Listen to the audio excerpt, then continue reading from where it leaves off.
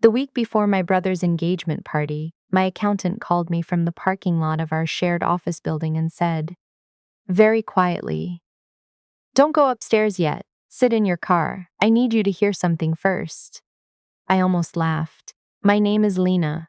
I'm 31 years old, and I have spent the last 6 years building a mid-sized event planning and venue management company in Kitchener, Ontario. From nothing. Not from family money. Not from connections. From a $10,000 line of credit, a borrowed laptop, and the kind of stubborn refusal to fail that people mistake for confidence. My accountant's name is Walter. He's 63, semi-retired, and has worked with me since I had exactly 2 clients and one very optimistic business plan. He has never once called me from a parking lot, so I sat in my car. He told me to open my phone and pulled up the shared cloud folder we used for financial documentation. He'd uploaded something 40 minutes ago, a scan of a document. He told me to read it before he explained anything. I read it, then I read it again. Then I sat very still with the engine running and the heat on, watching snow fall slowly onto the hood of my car, and I understood that my life had just split cleanly in two. Some context, because it matters. 3 years ago, my brother came to me with a proposal. He was launching a hospitality consulting firm, corporate retreat planning, high-end client events, the kind of work that sits adjacent to what I do. He wanted to formalize a referral partnership, cross-promote each other's services, maybe share back-office resources eventually. It made sense on paper. We had complementary clients. I trusted him completely. What I didn't fully clock at the time was how much of that trust was doing the heavy lifting. Over the next 2 years, the partnership evolved. My brother's firm wasn't growing as fast as he'd projected. Not unusual in this industry, so I started quietly absorbing costs. I let him use my venue contacts. I fronted supplier deposits when his cash flow was thin. When a major corporate client of his threatened to walk over a scheduling conflict, I reorganized my own calendar and personally managed their event to keep the relationship intact. I also co-signed on a business credit facility for him. $45,000, TD Bank, variable rate. My name, his business. I did all of this because he's my brother. Because our mother had a rough few years health-wise, and I didn't want her to watch one of her kids fail. Because I was doing well, and doing well felt like a reason to share, not a reason to protect yourself. I was wrong about what it meant. 6 months ago, my brother got engaged. His fiancée, I'll call her exactly what she is, which is a woman I tried very hard to like, came from a family with real money and very specific opinions about what a proper engagement looked like. The party they planned was not a party. It was an event, catered, photographed, florals imported from a wholesaler in Vaughan, venue rental at a restored heritage property outside of Cambridge, that I had a professional relationship with. Naturally, I was the one who made the calls, negotiated the rate, organized the logistics. And when my brother mentioned, a bit sheepishly, that cash was tight until Q1, I covered the deposit. $2,200. I said it was a gift. And then Walter called me from a parking lot. The document he'd scanned was a corporate restructuring agreement. My brother's firm had been quietly reorganized 6 weeks earlier. New shareholder structure, new directorship. And threaded through the fine print, buried under language about transitional governance and equity reallocation, was my name. Not as a beneficiary. As an outgoing party, my co-signature on the credit facility had been used, legally, on its face, to establish me as a minority stakeholder in the original corporate structure. I hadn't fully understood that at the time. Walter had flagged it mildly when it happened. I'd told him we'd sort it out properly later, and later never came because things were going fine and I trusted my brother. That minority stake, a 22% interest I hadn't even known I meaningfully held, had been transferred to his fiancée's father. The date on the document was 5 weeks ago. The signature with my name on the transfer authorization was dated 3 weeks ago. I did not sign anything 3 weeks ago. Walter had found it because he was doing routine year-end reconciliation and noticed a discrepancy in how the credit facility was being serviced. He'd requested documentation from the bank. The document came back. He scanned it. He called me from the parking lot because he didn't want to say it inside the building where my brother's office was on the 3rd floor. I sat in my car for 11 minutes. Then I said, "Walter, don't file anything yet. Don't call anyone. Give me until Monday." He said, "Lena, just my name." The way someone says your name when they want you to understand they're worried. "Monday," I said. "I promise." I drove home. I didn't go upstairs. The engagement party was in 4 days. I want to be honest about what those 4 days felt like, because I think people expect that when you discover something like this, you go immediately cold and strategic and composed. You don't. Or at least I didn't. I cried in my car in my own driveway for about 20 minutes. I called my best friend and couldn't explain it coherently. I lay on my couch at 2 in the morning, staring at the ceiling with the particular kind of stillness that comes after shock, where your body has run out of adrenaline and your brain hasn't caught up to what it's supposed to feel next. But by Thursday, something shifted. Maybe it was the moment I found the original corporate documentation from 3 years ago and started reading it. Really reading it. This time, not skimming the way you skim things when you trust the other person. Maybe it was when I requested my own banking records and saw the exact paper trail Walter had seen. Maybe it was when I called a lawyer friend in Mississauga, described the situation without naming names, and she said, very carefully, "That transfer signature is going to be a problem for someone. Make sure it's not you." The engagement party was Saturday. I went. I brought wine. I helped my mother into her coat. I made conversation with my brother's future in-laws, who were perfectly pleasant in the way that people can be perfectly pleasant when they think they've already won. His fiancé's father shook my hand with both of his and said it was wonderful to finally meet the woman he'd heard so much about. I smiled. I said the feeling was mutual. My brother pulled me aside near the end of the evening, arm around my shoulders, and said quietly, "You outdid yourself with this place. Really, thank you." I said, "Of course, that's what family does." He squeezed my shoulder. He didn't notice that I meant it differently than he thought. I drove home at 11:15. I poured myself 1 glass of wine I didn't drink, and I opened my laptop. Here's what they didn't know about me. They knew I was generous. They'd built the whole thing on that. They knew I was busy, because I'd always been too busy to read things carefully, to follow up on loose ends, to push back on small things that seemed fine at the time. That was accurate, and I won't pretend it wasn't.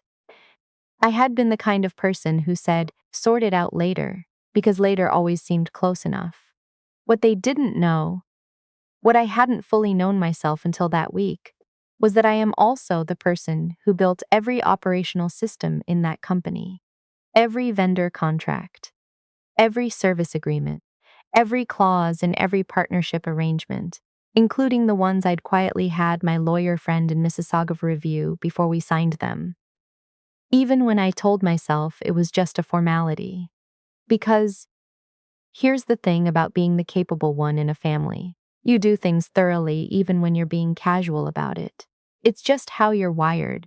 3 years ago, when I'd co-signed that credit facility, I'd also insisted, almost as an afterthought, I'd thought at the time, on having my name listed as an authorized signatory on all vendor and supplier accounts connected to any business arrangement I was financially attached to. My brother hadn't objected. Why would he? It seemed bureaucratic. It seemed like exactly the kind of thing I would insist on for no important reason. It was the most important reason, because his firm had a product launch planned for February. A major corporate client, a tech company out of Waterloo, was contracting them for a full Q1 retreat package. The contract was worth roughly $80,000. The deposits were pending. The venue bookings, the catering arrangements, the AV suppliers, All of it was in motion. All of it required my authorization to finalize. I was still on every account. Nobody had thought to remove me. Why would they? They were planning to do it quietly, after the dust settled, once everything was signed and transferred, and I was already outside the structure looking in. They forgot that I was the one who built the structure. Monday morning. I sent 3 emails before 8 a.m. The first was to the Waterloo Tech Company's corporate events coordinator. Professional, warm, flagging a routine administrative notice regarding signatory changes on the account, noting that until formal authorization was confirmed, I would need to pause any pending deposit processing for their February engagement. The second was to the primary catering supplier my brother used.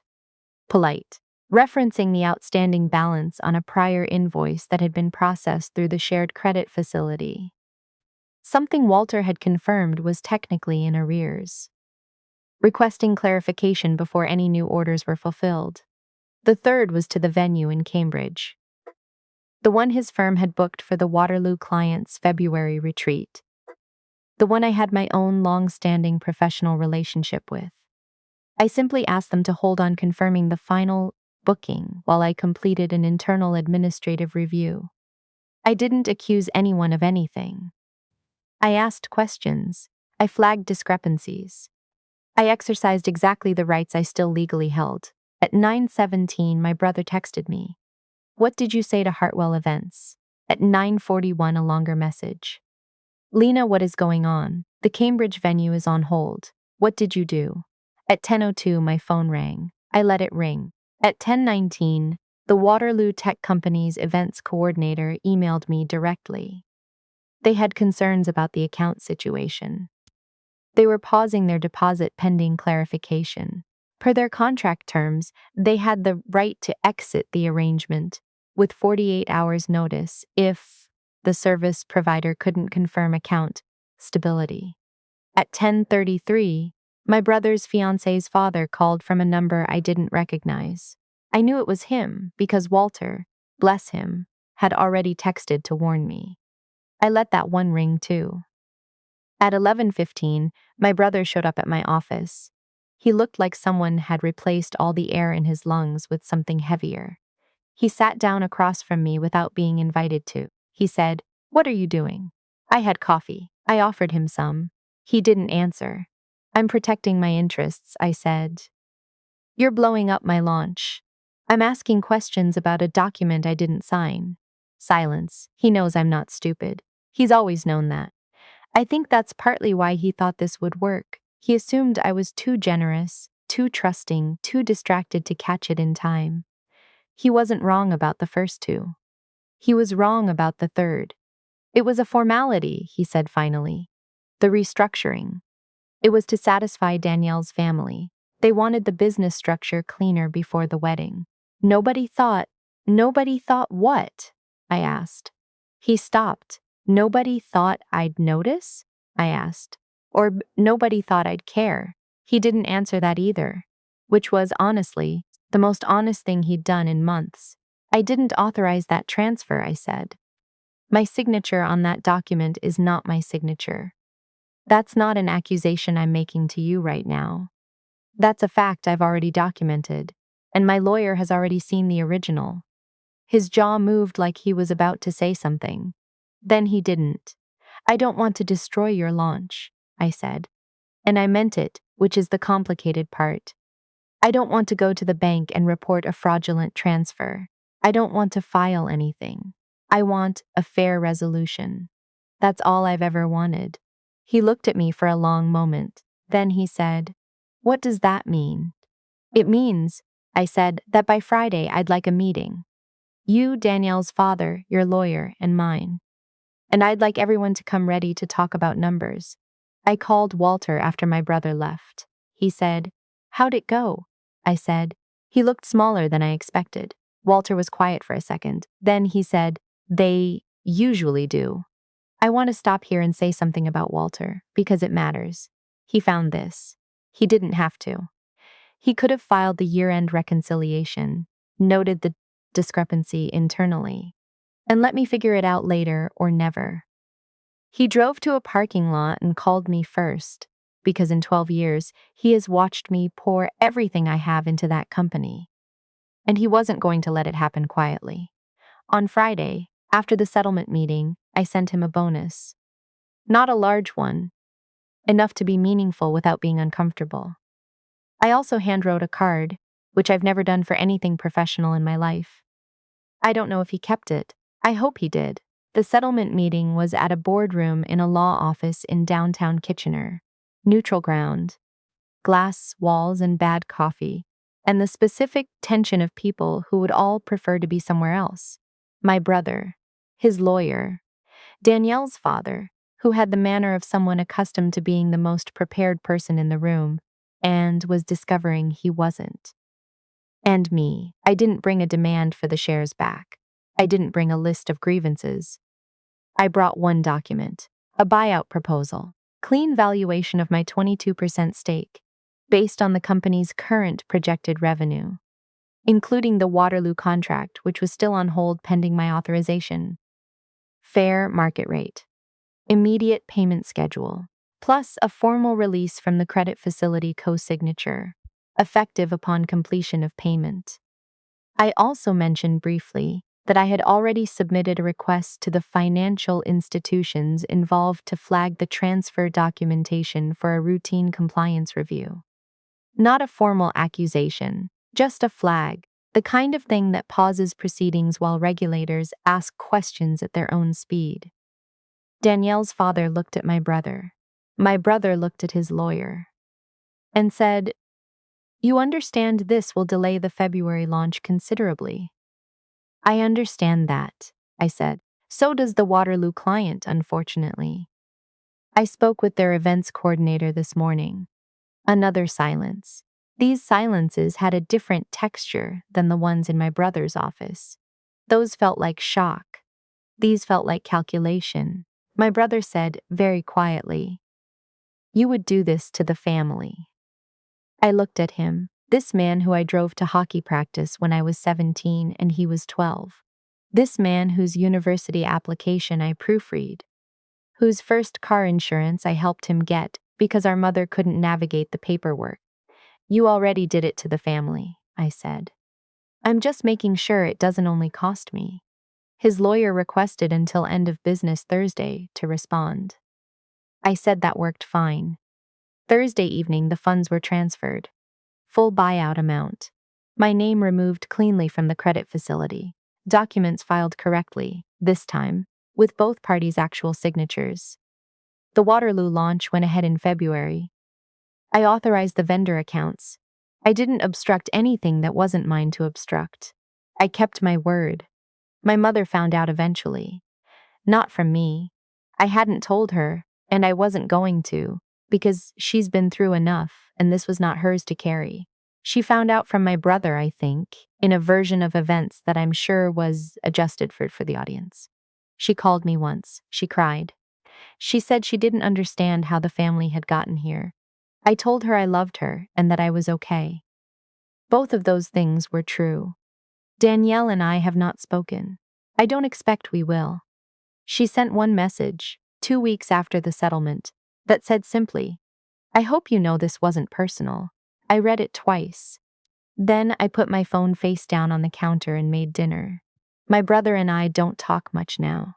We're civil at family events. We hug when we're supposed to hug. My mother has stopped asking me directly if things are okay between us, which I think means she's accepted that okay is not quite the right word and probably won't be for a while. I don't hate him. I've thought about this a lot, in the way you think about things late at night when you're being honest with yourself. I don't hate him. I think he convinced himself it was a reasonable business decision, and that I would either not notice or forgive him quickly and everything would carry on. I think he spent so many years watching me absorb costs and smooth things over and say yes that he genuinely forgot. I also knew how to say no. That's not something I can fix for him. But it's also not something I'm willing to carry anymore. What I have now. A company that is entirely mine, with no shared accounts and no informal obligations and no deposits quietly absorbed into the general cost of being a good sister. A lawyer I now actually use, rather than just have on speed dial for hypotheticals. A cleaner sense of where my generosity ends and my liability begins. And Walter, who I have promoted to a formal advisory retainer, because some people earn that. I think about the moment I was sitting in my car in the parking lot, reading that document on my phone, snow on the hood, heat running. The moment before I fully understood what I was reading. When it was still possible it was a mistake, an administrative error, something that had a simple explanation. That moment lasted maybe 45 seconds. I've thought about what I would say to myself in that 45 seconds if I could go back. I think I'd say, the document is real. The signature is fake. You are going to be okay. You built something they could not have built without you, and because of that, you still have more leverage than they planned for. I'd also say, call Walter back. Thank him. He drove to a parking lot for you. People talk about betrayal like it breaks you. And maybe for some people it does. For me, it clarified things. The fog of assuming everyone around you wants what's best for you. That's comfortable, but it costs you your clarity. I'm not comfortable anymore in that old way. But I can see further now. I don't make exceptions for family when it comes to paperwork. I don't co-sign anything I haven't read twice, and I don't fund other people's milestones at the expense of my own. I came into that parking lot as someone who had spent 6 years building something and trusted the wrong people with parts of it. I left it as someone who knew exactly what she had and exactly what it was worth. That's not nothing. That's everything.